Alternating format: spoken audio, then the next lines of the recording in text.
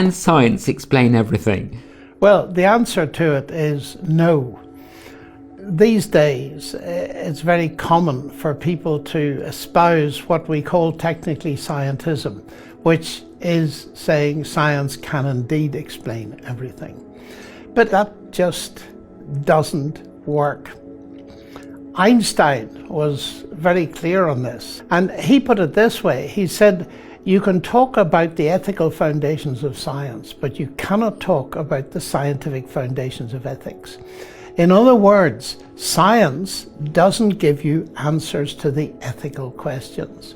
Now, if we want to probe that a little bit further, let's ask ourselves, what is science? Now, that's not so easy as you might think, and philosophers have rather given up defining science. And generally speaking, we're trying to answer the question, how does something work? Or why does something function as it does? But there is a third question, and that's the why of purpose. And so if we begin to distinguish between those two, science, a set of intellectual disciplines that's geared to studying the world around us, the universe around us, doesn't tell us the purpose of things. And it doesn't tell us the ethics of things. And that is very important, and the greatest scientists realize that.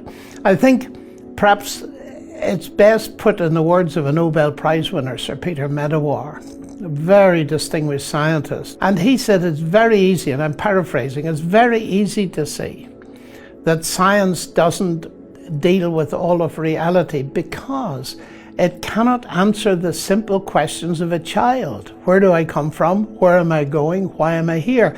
And he himself pointed out you had to turn to literature and philosophy, and of course I'd want to add theology, to answer those questions.